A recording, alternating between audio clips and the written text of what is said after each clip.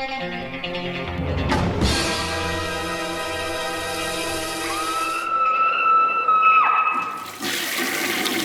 guys, what's up? Week 425. Got some dental surgery coming in tomorrow, so I got to get my weekly video up for you guys. So next week, hopefully everything will be at least decent. I won't be like, but let's hop right into the reviews.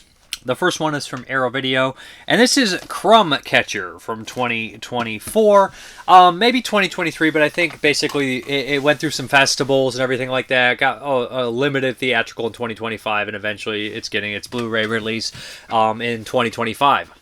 Limited in 2024. Now it's wide, kind of on Blu-ray here. So, yeah, Arrow doesn't always do contemporary films. They did a couple. They did Steppenwolf recently, which is really good. Foreign film and another film by the director on the disc. But Crumb Catcher. So this is kind of a contained film, kind of shot in two locations, and it's about a newlywed couple who obviously have some, relationship trouble. It's done pretty well. We have this wedding, and you can tell there's a lot of tension between the husband and wife. The husband, he's like a writer. He just spent all these years writing the book, and the wife is kind of like, I think she's a publicist or something along those lines, and they have tension there. But the big chunk of the movie takes place kind of on their honeymoon location. On their wedding night, they kind of go to this rich, this big rich villa. I'm not sure how they have access to it, if it's rented or it's like one of the people that like she works for, somebody like that. But regardless, they don't own the place. There's a bunch of art there and everything like that.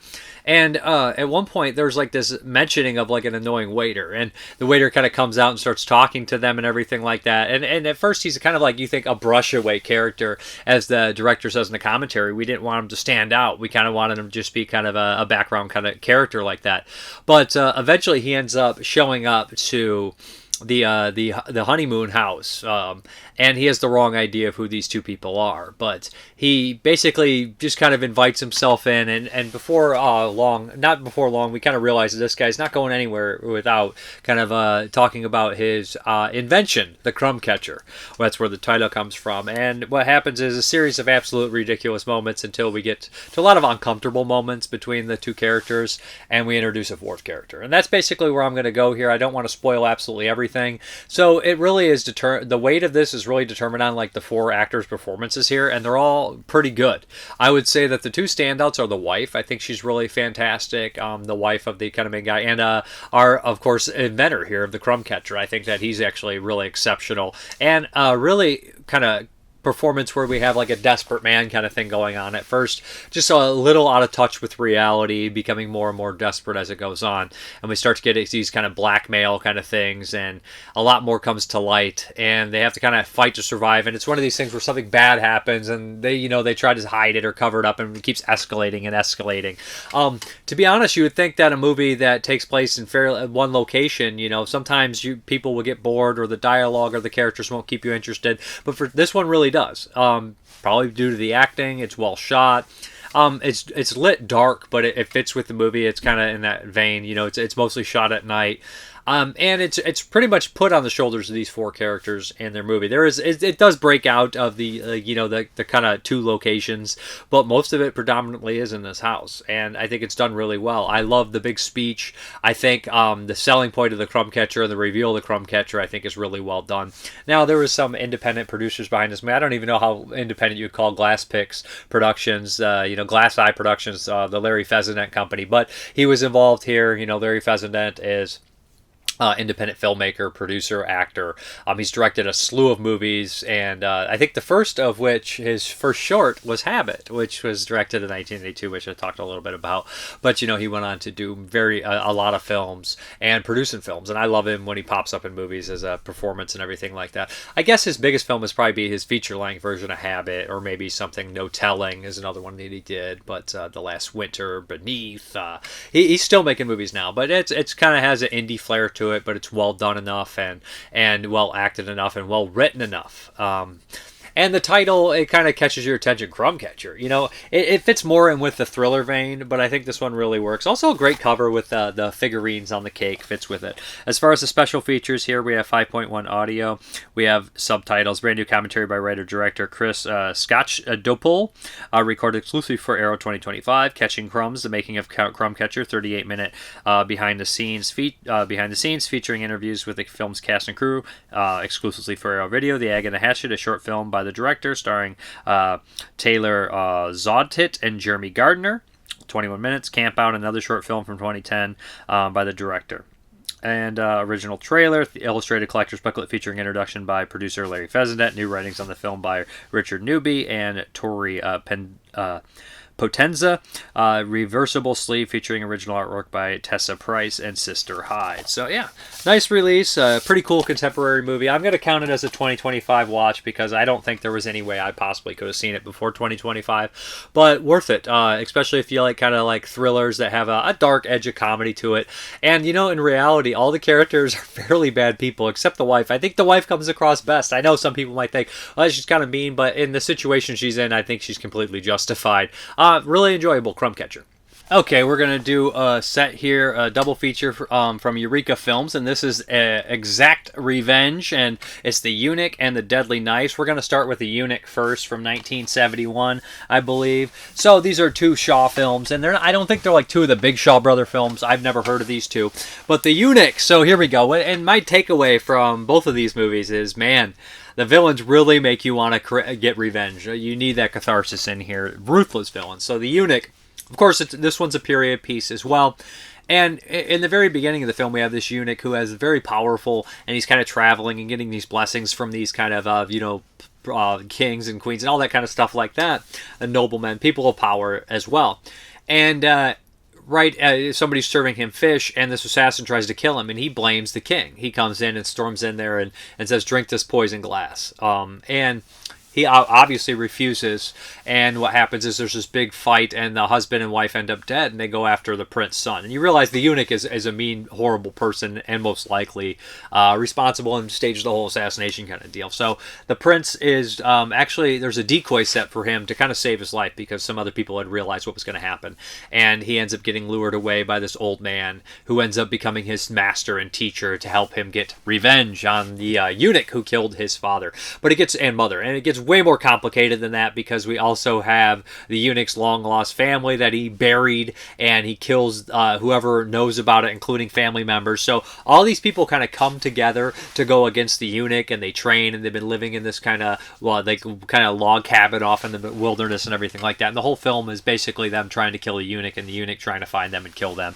So until we have this kind of big revenge at the very end. I really like this one. I think it's really well done. But it's very standard, you're kind of Shaw Brothers, but I think that what stands out here is the villain. The villain's motivations is fairly simple. He's greedy. He doesn't want to lose power, but the idea that he's hiding behind this eunuch kind of persona and everything like that, I think works really well, and he just has this genuinely really creepy look about him.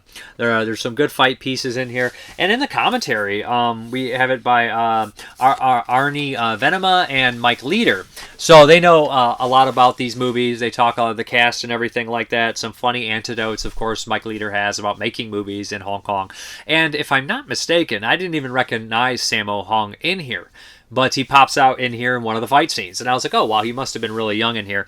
But, yeah, he has kind of this nice fight scene with the main kind of heroic character in here. This also features Poison, which is a Shaw Brothers staple. There was one run when I was watching all those Trey Yun movies for like 5 or 6 Shaw Brothers movies in the back were like, yeah, he's been poisoned. And I was just like, and then I got in my mindset when I was watching the Shaw Brothers movies, like, that's poison, don't touch that. That's poison, that's poison, that's poison. Everything's fucking poison. And like, I was just worried that somebody's going to get poisoned. But this one, there's only one use of poison, but it's pretty effective. There's some animal cruelty in there, unfortunately. But, I thought that the bad guy got his just desserts in a brutal end scene, and I was very happy with that. But I would recommend this one, The Eunuch. I think that the commentary is good as well, and I think that the brutality of the main villain really creates your interest to see him get his comeuppance. There is a little featurette on here, Jonathan Clemens. It's about, I think it's like 15, 60 minutes, kind of talks a lot about these Shaw Brothers movies, but it more focuses on the other film, The Deadly Knives, and whatnot. whatnot, but it brushes down here and stuff. It's a nice little kind of rundown on these movies and a lot of things like that. But it does a lot of the political and historical stuff as well in Hong Kong on there. But yeah, I really enjoyed the Eunuch. Next up is The Deadly Knives in the Exact Revenge box set here. And The Deadly Knives is 1972. So this one is a little bit more... it's one of these kind of films. I know a lot of people have seen, stuff like Men Behind the Sun, where we have like Hong Kong making these movies where, Japan is clearly the enemy. They have this long history together, and of course we had the Nanking Massacre and stuff like that, and Hong Kong 1941. Those films like that, where the Japanese really are kind of like this focal point of their historical villains in a lot of their films. And we have seen a lot of Shaw Brothers movies and other martial arts movies where we have these kind of Japanese outsiders coming into China and becoming these villains, becoming this outside threat. And they're always portrayed as these over ridiculous, stereotypical people or villainous characters, and they're very much not played by Japanese people. It'd be very hard to, get another country to come into a country where they have like some turmoil and be like, all right, now you're playing your countrymen, okay, and you're going to be a complete dickhead and you're going to look bad. It's like, well, I know a lot of actors probably do it, but it's just also it's kind of a hard sell sometimes. But so this plot is as follows. This has got to be in the 20s. I think the commentary is mentioning. Frank Chin mentioned this has to take place in the 20s. Great commentary again by Frank Chin. But in the opening we kind of have this loving couple where they're planning on getting married and their fathers know each other, but the woman's father is kind of a shady piece of crap, and he's been working with these Japanese businessmen who recently have moved in, and they want to purchase this kind of the lumber and the forest from the people here, and of course they don't want to sell. But the Japanese are going to do whatever it takes to get these woodlands, including murder, deceit, turning people against each other. The one thing that's really funny is, of course, the whole movie is there to make the Japanese characters villainous, and they are. And there's like 3 or 4 kind of henchmen that are really bad, 3 of them. And we have the main bad guy, Japanese, and a lot of the Chinese people that actually turn against their own people, similar to Hong Kong 1941, where in this time of turmoil and like they see their chance to get greedy and stuff like that. But it's so damn obvious that the Japanese people they are not going to like back their word in this kind of movie. So it's just almost like they're portraying the Japanese as bad, but a lot of the Chinese people in here are also portrayed completely fucking moronic. So I don't know if any of the characters are portrayed very intelligently. But of course, the main character's father owns the woods and the forest and everything like that. It's in his name. So they kind of trick him, and he ends up getting killed. And before this thing's over, it's like a Shakespearean tragedy of who's dead, whose parents are dead, people are dead, loved ones, brothers, sisters, stepsisters of dead, and it all ends in this giant crazy battle. There's one scene in here that absolutely fucking annoyed me to no end. So they have one of the Japanese guys who has a gun, which has their upper hand. That's why they can never overthrow or overpower the Japanese guys, because this guy has a gun. 1920s, it's not every day in China area where you can just grab a gun. But so that's kind of where their idea is. At one point, he is a rapist, and he wants, the guy's fiance for himself. That's part of the bargain. He's like the goon, and he gets to like molest her and rape her whenever that's what he wants. So he has her tied up, and all the Chinese guys break in and save her and tie him up and leave. The next scene shows our hero here saying, "We have to somehow get the gun out of his hand," and he's throwing like daggers. And this is where we're introduced to now. He throws daggers, and I'm like, you literally had him tied up. Why did you not just cut his fucking throat right there? And I know you guys are saying, well, he's not a killer, but people have been getting killed left and fucking right. I think the hero at this point has even killed people. And where stakes are up here, we can't just tie him up and leave him and then say, how do we stop him later? You have him. You fucking had him. I don't know if that scene was filmed earlier, but it's fucking messy. It's sloppy. And I know holding this to a certain extent of sloppiness and messiness in a Hong Kong movie or a Shaw Brothers kind of cheapy movie, you're like, Dave, come on. But it is incredibly aggravating, even on those standards. It's just stupid. It's just piss poor screenwriting, or something went wrong. I have to believe that something was missing or there was trouble, but it's just really sloppy. The end fight scene's a blast. We have our sacrifices from our individuals and stuff like that. It makes it dramatic. But this one's fun, except that one scene drove me crazy to no end. But it's your classic kind of, the Japanese are bad and the Chinese are good, and they're invading and raping and pillaging. As Frank Chin points out, this kind of feels, or is it Jonathan Clements, I think, the documentary, he points out, like the little featurette, it's kind of like a reflection of the Japanese coming in during the Hong Kong in 1941 and raping and pillaging everything they came in contact with. So now they're going to come here and steal your resources and push through everything like that. that. And they do mention that times would even get harder for them at the end of this movie because, you know, although they made a sacrifice and won this battle today, it's not going to be enough quite there. But nice little set. Two kind of lesser known Shaw Brothers movies, The Eunuch and The Deadly Knives. I would recommend checking them both out. I think I prefer The Eunuch, but the end fight scene, The Deadly Knives, was certainly captivating. But good stuff. Okay, this next one here is from the Macabro, and this is Girl Slaves of Morgana Le Fay. And that name rung a bell for sure because, obviously in myth, King Arthur, I think, is originated kind of thing from like a Welsh folklore, just looking up brief knowledge. But I knew her more so from, I believe she was a Doctor Strange villain in the old Marvel comic books. They were kind of rendition because they would take a lot of pre-established characters like Thor or Dracula. Sorry about that.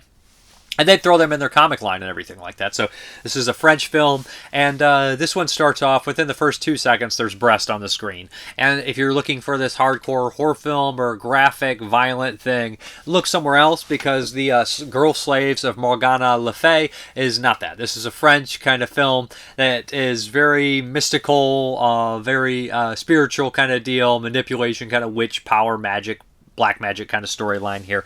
Not even necessarily if it called black magic, but it's definitely about kind of what would you do for the eternal youth, you know, preservation of your good looks, all those kind of things like that.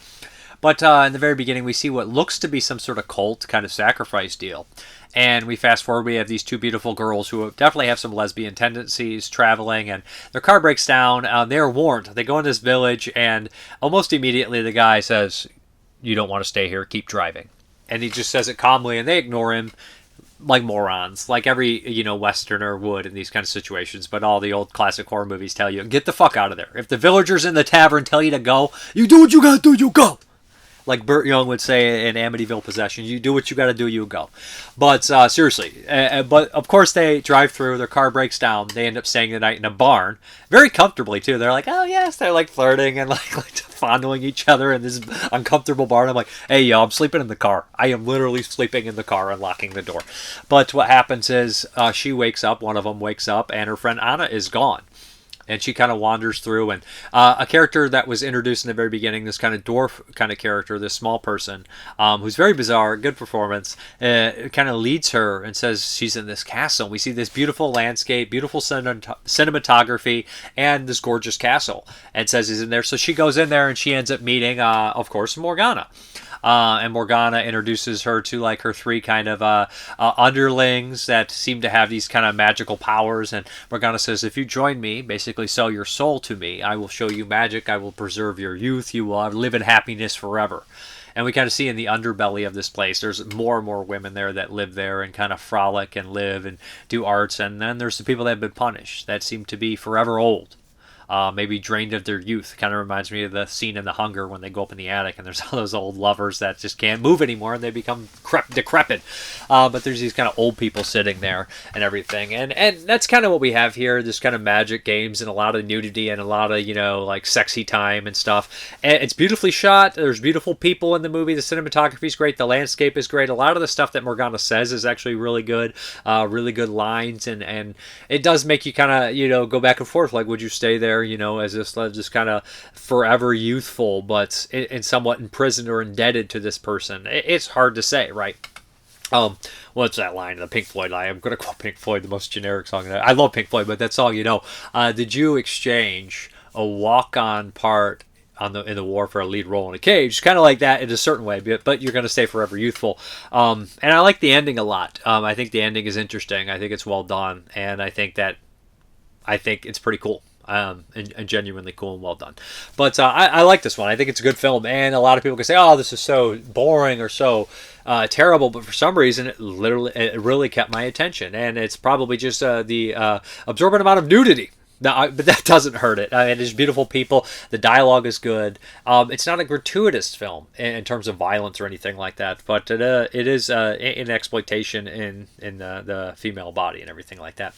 As far as the special features, there is a slew of them. Mondo Macabro does the Lord's demented work, like I said before, but we have Artistic Couple, which is a short film, which is fun, 13 minutes, same director. Kind of a woman stays at a boarding house, and this two lovely old couple kind of bring her in, and they're not as lovely as you think. Typical but good, made 1970. Two brand new interviews with director Bruno Gastalian, which is fun. Gatalian, sorry, I thought it was Gastalian. Gantalian, probably is more Gantalian, but I hate French, guys. So, these are pretty interesting. He briefly talks about this movie, not too much, but he talks a lot about working on Highlander one episode, and this movie where another movie in the second part where there was just a catastrophe of making a movie. It sounds incredibly stressful, or his words. New interview with Dominique Del Pare, archival interview with the director, audio commentary with the director, and film expert Lucas Balbo. Publicity parade video featuring stills and posters. Good movie, region free here. Looks great, and I really enjoyed this one. I think I actually might have had this one on DVD at one point, but I don't know if I ever did watch this one. Girl Slaves of Morgana Le Fay. Recommend it. Check it out. This next one here is 28 Years Later, directed by Danny Boyle, written by Alex Garland. Yeah, so first and foremost, I am an absolute huge fan of the original 28 Days Later, 2001, 2002. Danny Boyle movie was amazing. I loved it. I watched it all the time. Just a great fondness for it.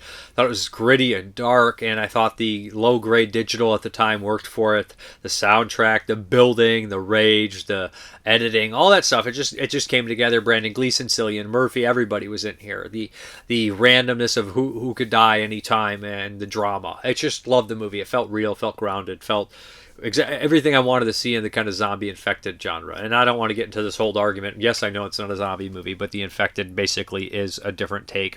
Uses all the same kind of tropes as a zombie movie. Same, the Crazies by Romero has a lot of the same. The remake of the Crazies. What it is. I know a true zombie must be dead, but if we're talking the voodoo zombies, they're not technically dead either. Zombie is an umbrella term. Okay, arguing these are pointless and a waste of time. And you lose focus on what may be more interesting in discussion. So, when the sequel came around, it wasn't directed by Danny Boyle. It was 28 weeks later, and it had a wonderful opening, a brilliant opening, and I was very happy with that opening, but soon it died out for me. They changed some of the rules, and I was like, I don't know if I like that, and in terms of spreading the virus and how there could be carriers and things.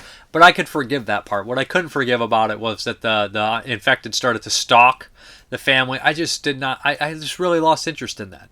I did not care for that. I thought it was stupid. And the helicopter that tilts and they cut up zombies. I was watching this thinking, it's almost as if the person who wrote or directed this never saw the first movie. This is not the tone of the first movie. They don't follow the same rules as the first movie. This is just a generic zombie movie.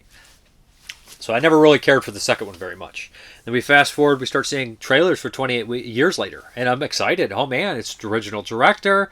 We're going to maybe get back to what made the original so cool for me. And I know this is putting thoughts on it and having expectations, which I don't normally do because I normally just go in blind in movies and enjoy myself. I never really leave a theater if I don't like the movie or something like Death of a Eunuch or Until Death. I don't think were particularly good. I think they were kind of bad movies, actually.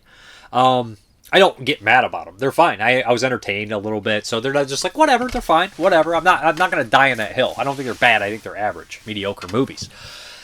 But when a movie like this that has so much potential and maybe has a closeness to me, maybe I put it on a little pedestal, thinking a little bit too much of it, or maybe that it touches greatness and then falls so far from it. You know what I mean? It's kind of like almost getting a slam dunk, but it touches the rim, but then you fall down and break your ankle. You know what I mean? And you then be jumping again. That's how I explain this. So the plot is essentially, of course, there have been people living on, of course, the UK during the entire infected saga, and they're kind of isolated, and there's this land bridge that connects it to England, and they're kind of isolated out on their own, and they have their own culture and their own way of life. But when they hit a certain age, they kind of travel to the mainland with a father figure or something like that and kind of become a man, go on your first hunting trip, do whatever you must, become that man kind of, that, I guess you'd say, like in a ceremony kind of deal. So that's kind of the first part of this movie, and I was like, some good stuff in here, some great stuff. The opening in this movie, these movies always have a very memorable opening, and I thought the opening was solid. I thought it had a tinge of goofiness, which I was like, maybe that's intentional, and I think it probably was, because later the movie gets really goofy. So that tinge of goofiness I could deal with. I thought it was kind of worked in a weird, kind of nightmarish, stupid, fucking over-the-top way. But as it progresses, it gets goofier and goofier, and there's a lot of stupid shit that happens that drove me absolutely mad, to the point where I just was like, I'm out. I'm not into this. So overall, before I spoil anything too far, I think that there's some gorgeous imagery. I think half of the cinematography is beautiful art film, scenic stuff that I think is more in the modern day kind of art horror film kind of world. But it also has the cinematography in a similar fashion and editing of the original to try to keep to that universe. So what you have is beautiful shots cut very poorly with that low-grade digital, and I know you could try to think, well, it's just doing the rage, infecting, how they do in the first one. Works in the first one, doesn't work in this one, becomes a very jarring, annoying, upsetting thing for me. That's me personally. Don't like it. Could forgive that, though, because that's a big swing, and I'd rather see a big swing and a miss than a bunch of fucking generic shit. And half this movie is not generic shit. Unfortunately, the other half is generic shit. So, like, you see a lot of this kind of, like, art film, big swing, kind of crazy shit, and you're like, okay, I can go with this. Even if it's a failure, a beautiful failure sometimes is better than an average, decent movie.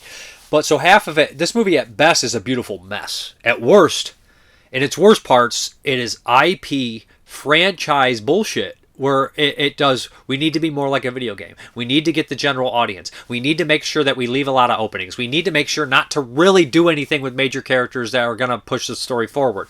We need to hit all these story beats. We need to have all these dramatic exact moments that you expect. It feels so much like in the vein of a Marvel movie or something like that, where it just feels like IP. To where I was disgusted by the end of it. The ending of the movie is absolutely fucking stupid and unfitting and tonal mess. This is the most disappointing movie I've ever seen in a movie theater. I understand some people will absolutely love it, because it's a movie that's going to divide the audience. I think that if you love the first one and the second one, you'll probably really like this one. I think if you only love the first one and you don't like the second one, you're probably not going to like this one, unless you just like movies to exist that are completely ridiculous and nonsensical, and there's sometimes I do. But for some reason, I would have been probably a fan of this. I could have got over the dumb shit if the movie was all insane. But every few minutes, it has to remind me that, hey, IP, franchise, sequel, coming.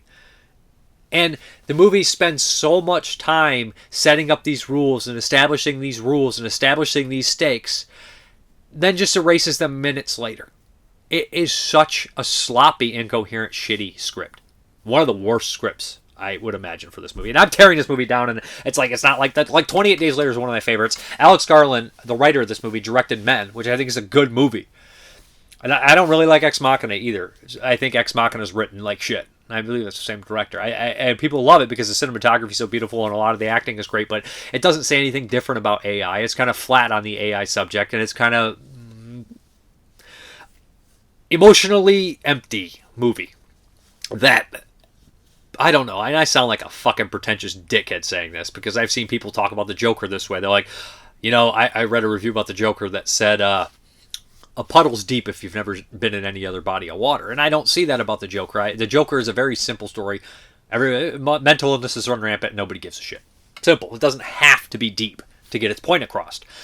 But for some reason, Ex Machina, to me, is acting like it's some deep, impactful message. And it's just very generic. Maybe I'm misreading it. Maybe I'm not picking anything. I just don't pick it up. I just think I've seen all these other movies that do it better, and I've just done it more poignant. And I don't think this is there. The thumbs up at Terminator 2, drowning the fucking lava, is better than anything that fucking Ex Machina had to offer on an emotional or intelligent level. And I know that's a kid's movie, basically, Terminator 2. But now I'm getting off here. And by the way, the Turing test doesn't fucking work if you already know they're a robot. Duh. But, so, maybe I'm wrong about that too. Who knows? I'm sure somebody will correct me, like they always do. I'm sorry. This movie just, I had a violent reaction to it. I walked out and was like laughing at how bad it was. When I was in the theater, I was just like, this is fucking stupid. Me and my friend literally looked at each other and I'm like, this is fucking dumb. And one of my friends enjoyed it. The other three, and two and me, did not enjoy this. So, spoilers now. I would say you have to see 28 weeks later, years later, maybe run out. Go to see it in theaters because there's some beautiful cinematography. But, okay, so spoilers now. Alpha zombies. Fuck you. This is a fucking video game. The crawling zombies. Okay, everybody's playing these video games and shit online. Alpha Zombies is crummy, stupid, fucking trash shit. Garbage shit. And people are like, oh, you just don't like the big dicks. I don't mind a big dick swinging zombie. That's funny. That's cool. It's transgressive. But the alpha shit is crap. It's crap. I feel like we're in Hobbit 2-3 territory or some shit. Like just padding garbage time runtime. I hated it. The pregnant woman thing. Fuck you. Fuck you. Fuck you. That's so goddamn dumb in this world. I don't mind that she's pregnant. Yeah, she got pregnant. Fine, that means they're mating. But in some way, are they evolving? You see, maybe they're going to do all this in the sequel. But the point is, if we're looking at the Romero world, where we have the zombies who... In Night of the Living Dead, I don't think they were really thinking about it, although they used tools. But in Dawn, it was set there. Pure motorized instinct. These things were using tools.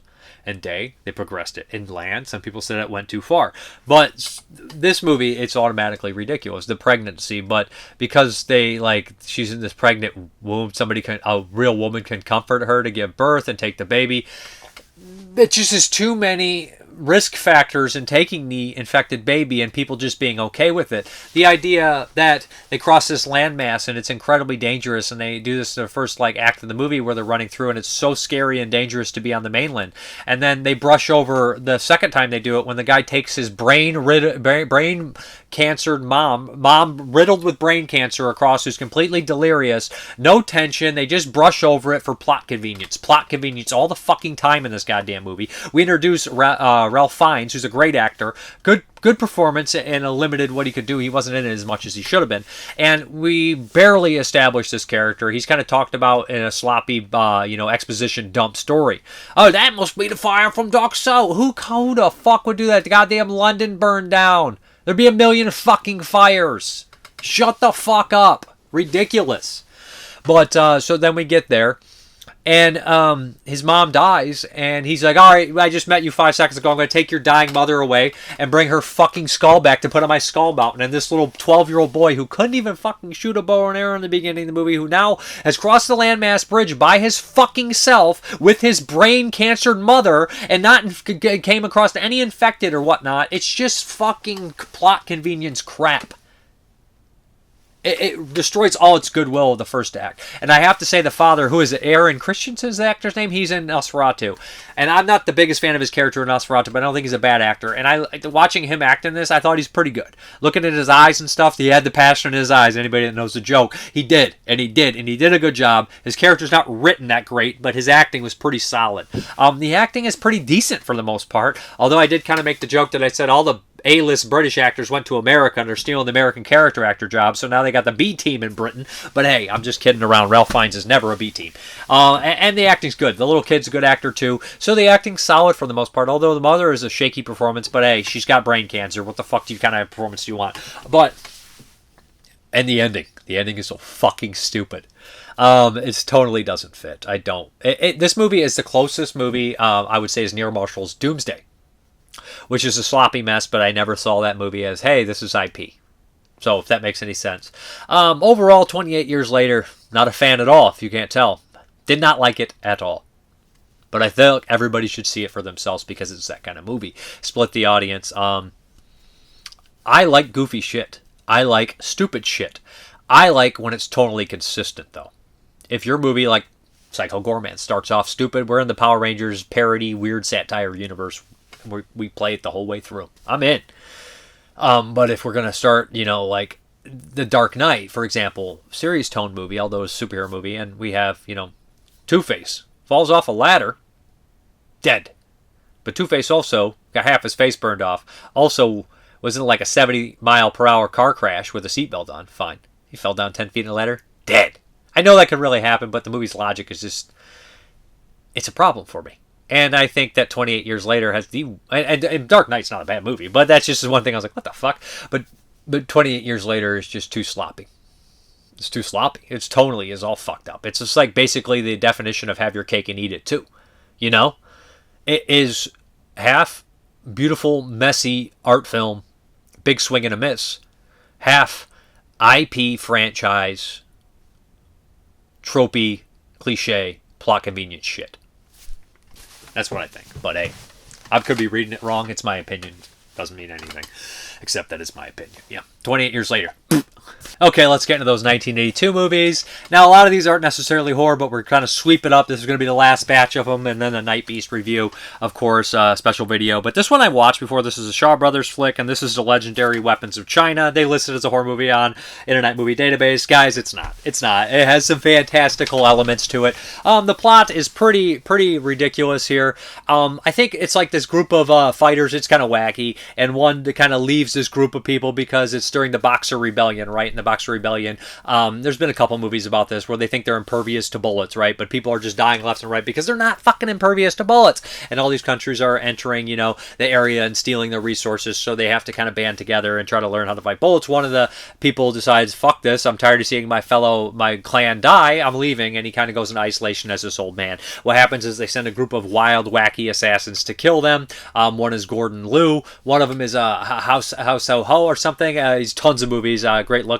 I can't think of the female actress's name, but Fu Shang, Alexander Fu Shang, pops up in here as this goofy kind of street guy who does a lot of, like, you know, he's basically a hired guy to fake and be this guy as a decoy kind of deal. But of course, it gets kind of elaborate, kind of convoluted to the fact that the old man somehow convinces one of the guys that's after him that he's not the old man. He brings him back to health. He starts to train him. They become very close. Gordon Liu is still after him to kill him, and they have this big elaborate fight scene at the end that's fairly goofy where his eardrums get busted out, but then the real bad guys end up showing up, and the old guy's got to learn his power back and learn his fights back, and we have the big showdown.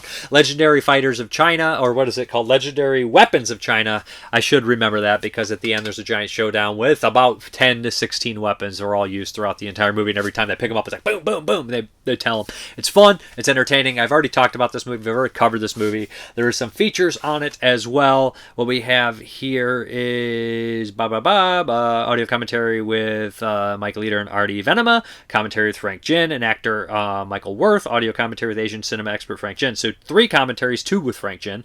18 Weapons, David West and Legendary Weapons of China. Gordon at Shaw, interview with actor Gordon Liu by Frederick Arbincini. Titus at Shaw, interview with producer Titus Ho. Yeah, so it's loaded disc. I've covered a lot of that when I talked about the movie first. This was just kind of a refresher course for Legendary Weapons of China. Didn't want to leave it out because I am a completist crazy psycho. Okay, this next one is a Hong Kong flick, and this is Behind the Storm. And this one is pretty decent. It's got a nice little cast in here. It's kind of, I guess you'd say, a gothic kind of thriller slasher movie. Hong Kong, I used AI subtitles. It's got Danny Lee in it. And oh boy, I can't believe I forgot the other main guy in here. He's in like 100 Shaw Brother movies. You've seen him, you'd be like, oh yeah. He always has a mustache. He's got the medium length hair. That's so generic. But you would know him if you saw him. He's just skipping my head right now. But essentially what happens is we have the patriarchal figure of this family. They're all on this isolated island in this big mansion, and he dies in weird, mysterious circumstances. And then we have like 3 or 4 siblings that show up with their kind of loved ones as well, boyfriend, girlfriend, and everything like that. They all show up here, and they're going to have the inheritance read. The oldest brother is pretty much thinks he's getting everything, him and his wife, so he doesn't. He's kind of cocky, he's a dick, he has a lot of money, and he's talking down to them, but come to find out that the will had recently been changed, and they're like, why was it recently changed? And they start to argue amongst each other, and before long, you know exactly what the fuck's going to happen. A big storm's coming in. They're going to be trapped in this house, and people are going to start picking them off. First, somebody gets hung, whichever it is. But that's a pretty good scene. Pretty unexpected, honestly, and they start getting picked off here and there. Danny Lee is the younger kind of badass kind of brother, doesn't get along with anybody before he's kind of a bigger star, and people die that you don't necessarily expect. In the ending, I kind of called it. I kind of figured something like that would probably be the cause because it would be too obvious to make it who they kind of point to. A couple people here, but overall, this is a decent, solid slasher gothic Hong Kong movie that you don't necessarily hear much about. Would recommend. Decent kills, decent cast, decent atmosphere, all around good one. And there's a fake possible haunting going on. Hong Kong loved their fake hauntings and stuff like that, but this is a good one, Beyond the Storm. Next one here is Anna I Vampire, or Anna the Vampire. I've seen it said 2 different ways, and this is more of a thriller, crime, police procedural, but I wanted to watch this because it's a serial killer film, and it's based on a true story of a famous Polish serial killer or something, vampire. Now, if you look at a lot of the European countries, they always called the killers the vampires. Or there was the vampire of Dusseldorf. There was a lot of them, right? They all had the term vampire or something along those lines. So when somebody sees Anna the Vampire, you're like, oh, is this a horror? Vampire movie? No, it's just kind of the term for a serial killer. So what's happening is there's this guy who's going around bashing women's heads in and kind of like that wherever and leaving their bodies. And in real life, he killed 14 women and tried to kill 7 of them. And they didn't catch him right away, but they eventually caught somebody they believed to be the killer a couple years later and arrested him, had him executed along with some of others cohorts that possibly helped him and things.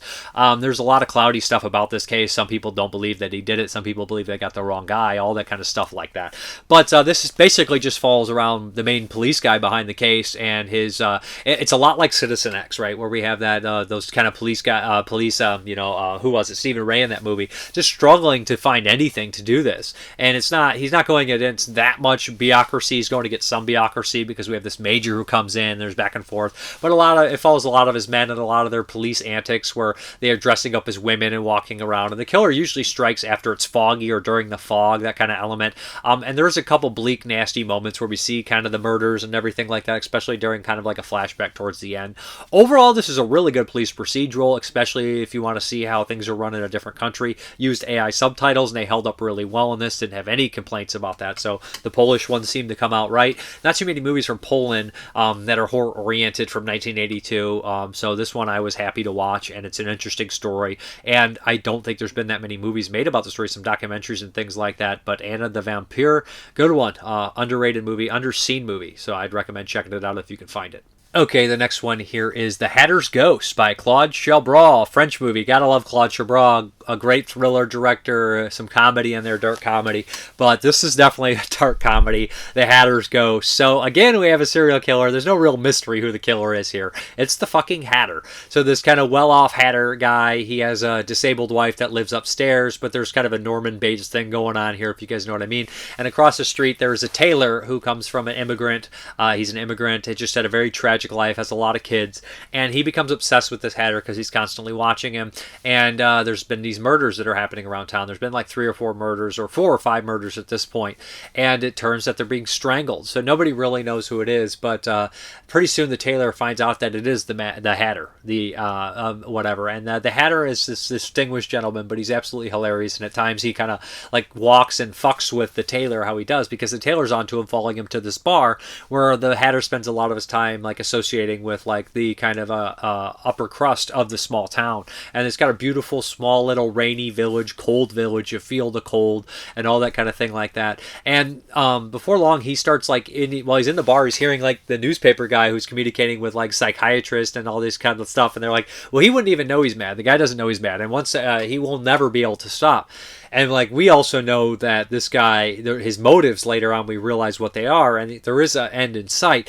But everything that the reporter and the journalist is saying is true, and we kind of find out that this guy doesn't even know how crazy he actually is. And it's just this kind of downward spiral in the last act of the movie of this guy kind of just self-destructing himself and everything like that. It's beautifully well acted. It's beautifully constructed. It's very subtle. It's very darkly funny and very tragic. Just an excellent movie. Just really good stuff, man. And I think I'm just getting so old now where I'm like, yeah, that loud, sloppy 28 years later, fuck that crap. Give me the movie about the serial killer Hatter who's very subdued and it's very subtle and he's just, walking around in fog and stuff. I like that one. That's good. Yeah, I'm definitely getting old, but I would really recommend The Hatter's Ghost. Just a great little movie. Claude Chabrol doesn't fail. And I've seen like 11 of this guy's movies and nothing's ever been under a 6.5. And, they're always like 7, 8s. He's just really good, really solid fucking director.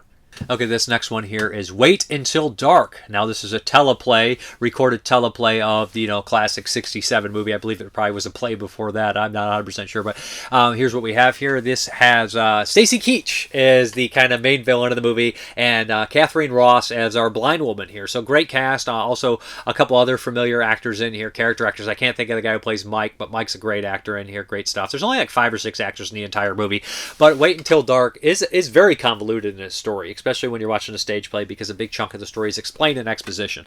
So Stacy Keach had a hell of a run in the 80s so far in terms of horror-oriented films. In 1980, he had The Ninth Configuration, beautiful performance, Raw. Then 1981, he had Road Games, another good, strong performance here, the Aussie film. And then this one now, he plays the crazy guy who constantly dresses up in different roles in Wait Until Dark. So what happens is we have this blind woman who's left alone. Her husband is out and doing something, I think, out of town for some reason, and we find out through exposition that someone in the airport handed her this doll. I handed him this doll, and he was supposed to hide it or something. The doll is filled with a bunch of fucking heroin, so all these villains end up showing up, led by Stacy Keach, who's already committed a murder and blackmailed these two other criminals who are to basically get this doll at all costs. Catherine Ross really doesn't know what the doll is, and through her cleverness and her intelligence and using her, hearing and other senses, she kind of figures out what the fuck is going on and starts to manipulate the situation to try to survive and not give these criminals the doll.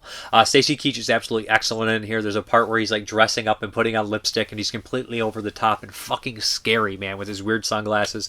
The actor who plays Mike, what is his fucking name? He's in a bunch of movies. Great actor, but I really like his performance. All the criminals are fucking exceptional. In the 67 version, I believe the killer is Alan Arkin. I've never seen the 67 version, although I had it here, and I was tempted to watch it for this, but I was like, I think if I watch that version, then this version will go down. So I was like, let's watch the teleplay version first. We also have like the Tale of Sweeney Todd, the Demon Barber of Fleet Street from '82, which is a recorded musical, which is really strong this year. But as musical, I love that musical. This one is also much better than expected. Very intriguing, very well acted, and the way they use the set is really good too. Around the stage and stuff. Beautiful set. But really recommend Wait Until Dark if you could track it down. I believe it played on HBO, if I'm not mistaken. I think Nathaniel Thompson told me that when we were talking briefly for seconds about it. I think he said they played on HBO at one point. But Wait Until Dark, good stuff. 82 teleplay. Next is Wild Sex of the Children of the Night. And I believe this wild, crazy, sexy movie was made in Mexico. It definitely feels like one of those crazy exploitation movies. And I don't even know what the fuck is happening here. We got some like weird, kind of post-apocalyptic gear here. This gang war where we have this guy and there's all dressed out and stuff. And he has his girlfriend who's hot and they make out and all this stuff. And then this female gang leader wants him. So she has all her goons go and rape her and everything like that and beat him so he can become her slave and whatnot. And there's tons of sex. There's tons of fighting. There's tons of goofiness, there's tons of silliness, there's tons of wackiness. What's funny is like half the scenes though, and half the sex scenes are just like a bunch of guys' asses. Like during like the sex scene, it's just like focus on the guy's ass. I'm like, I wonder if this director's gay. He may be gay. You know what I mean? Like you ever watch a movie and you're just thinking, I think this director may be gay. Like that, I don't know if it's true. I'm just assuming, but like stuff like Robot Holocaust, I remember watching like, I think this director's gay. Like, I don't even know if it's true, but you just get that idea sometimes. And Wild Sex of Children of the Night, for a movie with so much female nudity, it sure seems a little gay. No, nothing wrong with it, of course, but I'm just saying, like, it's just a goofy, weird exploitation movie, which is definitely inspired by that kind of, like, post-apocalyptic kind of shit that was coming out from, like, Italy and, like, of course, Mad Max and Escape from New York and The Warriors and a mixture of all that kind of stuff done on a low budget with a lot of sexy time in it. But I don't know if I can really strongly recommend it. It's entertaining, it's goofy, it's fun, but, yeah, it's a weird movie, nonetheless. We're going to get into the short film block again, the last short film block. So, again, I'm going to cheat because I got 7 or 8 films here. We got Witch Drum, which is on the All Haunts box set part 2, and I believe this is probably a Scandinavian one or Eastern European short. It's a very bizarre little short animated thing where I think he's cursed and he's dragging this body through like the snow and everything like that, and it comes to life and it's trying to get him, and it's fun, it's cute, it's entertaining. Then we have Cadaveri. I think that's just probably cadaver in Italian. And this is directed by Fabio Salinero, who met a tragic end in the early 90s after he directed a couple feature-length movies. But he was just an independent filmmaker kid who made a bunch of horror movies inspired by Dario Argento and Lucio Fulci in the 80s and 90s and stuff like that. But his shorts, he was like 19 when he made this, and it's pretty crazy and wild and weird. A bunch of Argento lighting, a bunch of Argento fucking scores stolen from it. But it does have some cool, fun Nightmare Logic. Think Nightmare Logic done by Fulci or Argento by a 19-year-old who's a little sloppy. That's kind of what you get, but it's entertaining nonetheless. Then we have Robo Macabro. This is actually directed by the guy who did 24 Hours of Murder, or 24 Hours for Murder, which was out this year too. He So I think he's a Spanish director. He has done a couple films. This one's pretty silly. It takes place in the same cemetery as that movie that he did this year. But it's just kind of goofy and weird, and I don't really remember all that much. But there is a really funny punchline at the end of the movie that's kind of just the shtick. It's all built for that like punchline. It's only like 8 or 9 minutes. And then we have Halloween 4, Dawn of the Dreary. And it's like 2-minute long fan film. What I can say about this is I remember when fan films were made by kids like they should be. But you know what I mean. Anyways, like I get on Letterboxd and there's like paragraphs or like if you want something more gritty, bro, it's a 2-minute short made by kids. What the fuck you writing a paragraph for? I don't know how the fuck you're doing that, but bravo. But yeah, it's just literally very much like the Big Green House or something like that. The other short where it's just Text Chainsaw kind of style thing where it's like it's very limited. I don't know how you can really talk much about it except it's a love letter to Michael Myers movie. And then very low budget. And then we have Dracula versus Demon, which is a 20-minute, I believe, British short here. And essentially this guy finds this ring. He puts it on. He becomes a demon by night. And he runs into Dracula. They fight. Dracula gets killed by a Van Helsing type character. The demon rises again. And I don't remember what happens. It's sloppy. It's cheap. It's kind of fun. It's, the kind of stuff where you put on a mask and run around with your friends in the backyard. It is what it is. And then the last is the act of seeing with one's own eyes. Now this is, I guess, what you'd call extreme film. Kind of fits with the, the first transmission kind of film, but it's only like 8 minutes long or something along the lines of the weird kind of death metal SPK music video kind of weird mixtape thing. It's like 8 minutes and it's a lot of weird cutting and nasty stuff and loud noises and gross stuff, and it's kind of done in an artistic way. This is definitely an acquired taste. I don't know if I could recommend it. It's just kind of like gross, artsy gore. It's up for you. It's up to you. Really up to you guys. Some people say it reminds them of Begotten. I don't know. But that's the end of short films. That should be the end of 1982. And I'm doing a top 10 with all the guys and some people on there. And I'm going to do a 1982 master essay video when I get a chance. But for now, that'll do for now. So there we are. That's pretty much there's some I couldn't get to. There's some I missed. But I think we're cutting it off there. Okay, the Patreon pick this week is Crybaby by no other than John Waters, a little director I'm not sure if anybody ever heard of, but yeah, John Waters. This stars Johnny Depp. Who else pops up in this one? Willem Dafoe has a small role, Iggy Pop, Susan Tyrrell. There's a bunch of other people in here too, but this is a weird one. This is definitely, the take on the 50s, Again, we have that, I feel like John Waters has that good take on that 50s kind of Americana quality, high standard kind of stuff here. But we have the preppies versus the drapes or the dregs or something like that, which are kind of like the, I guess you call them like the weird rockabilly part of town, that kind of deal. That kind of, they're like part like hillbilly, redneck, part kind of gang, motorcycle gang, leather clad kind of deal thing.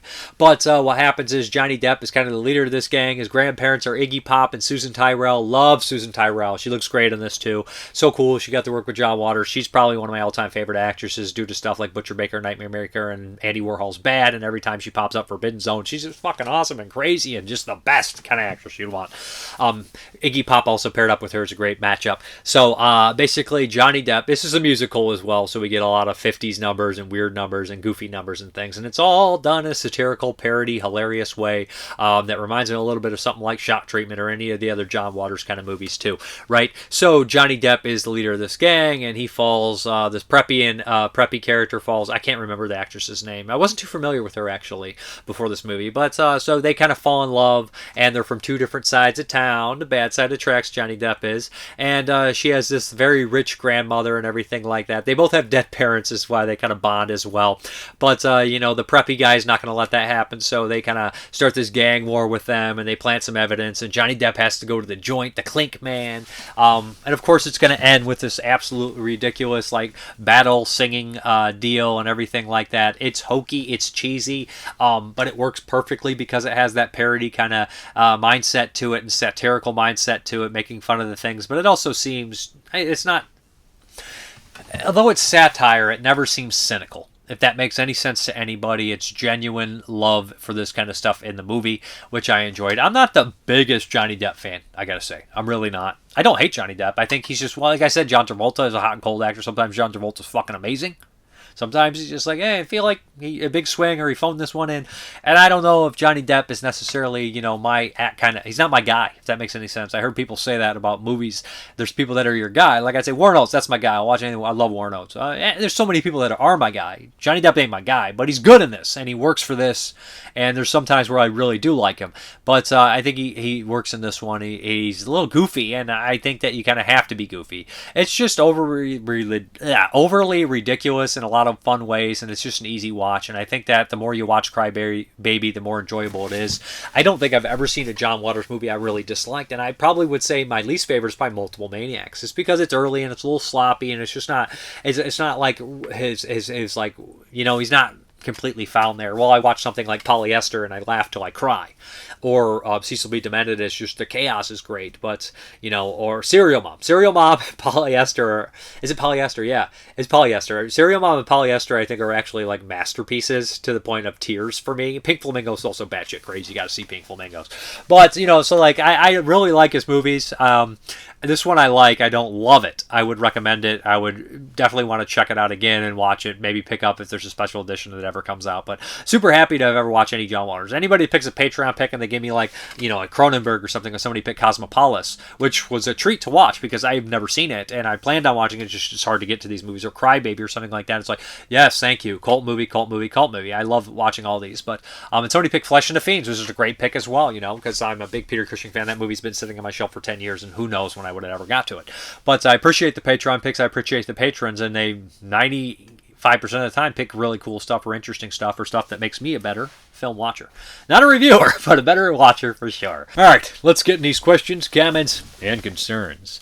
Ken Coakley, I watched Sissy on Shudder a couple days ago. It came across as a dark comedy. This was a case of a psychotic killer being normal compared to the victims. It wasn't like Dawn of the Dead where the victims are actually innocent victims. These people were nuts. The main character had issues about letting the past be the past. I have run into people I know who had bullied me in the past, and the body count is 0. I wasn't too crazy about the dead Joey that got hit by their car. Then they found out that he wasn't dead, so they ran it over again. Oh, to mention that, what I like about Sissy is it's a movie where somebody who is giving all this mental advice that's not actually trained to do it, and they're this big inspirational kind of like TikToker or something like that gives all these mental advice to people and stuff, ends up being somebody who's highly dangerous. You know what I mean? Actually more mentally ill than anybody else in the movie, which I love that idea, right? Yeah, but all the people she kills, you're definitely rooting for. The film has some similarities between this film and Carnage for Christmas. Both films are from Australia. They're both dark comedies, and the main characters both films are online influencers. But the character in Sissy was obsessed with view numbers. It's funny, when the movie began, the main character was pretty enough to catch my attention.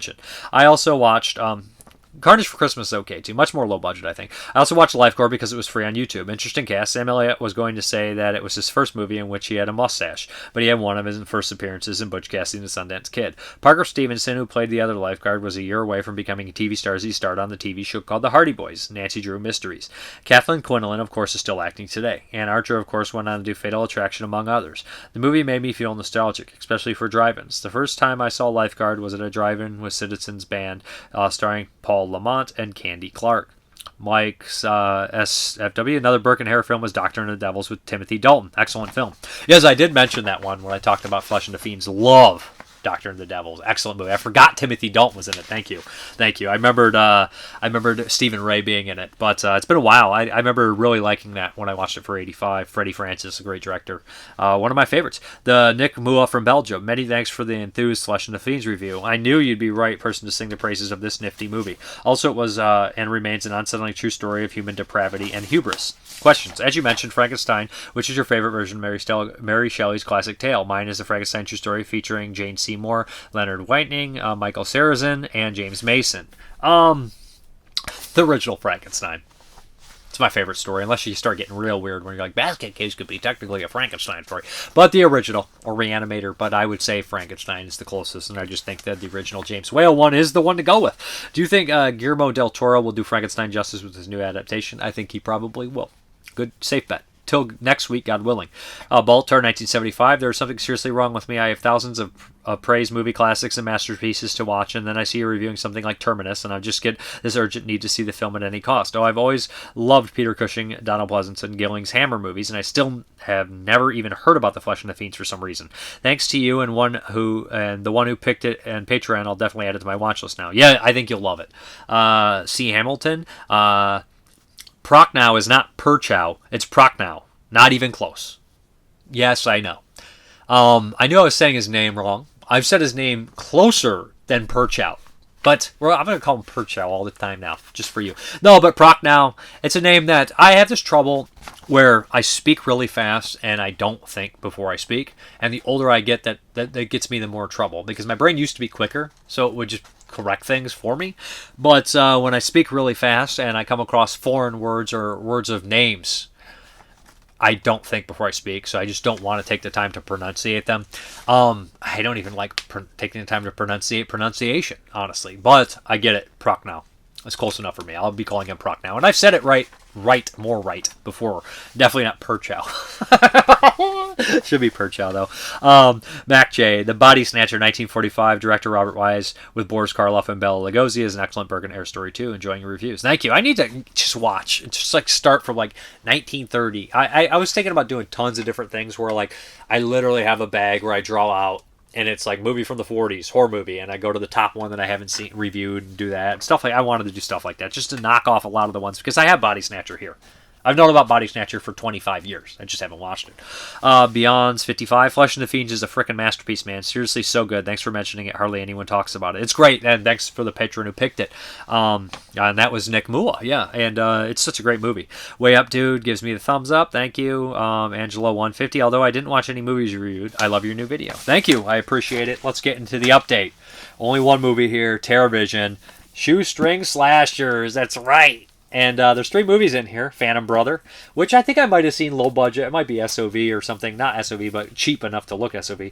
Basement Jack, which I reviewed early on in my YouTube days. And Beware, which I don't know anything about. So I think there's going to be another volume of this. And I will definitely pick it up if it's got some any slashers or horror movies made before 2000. I'm most likely to grab it. But let's get out of here. All right, guys. Thank you very much for watching. And as always, have a good one.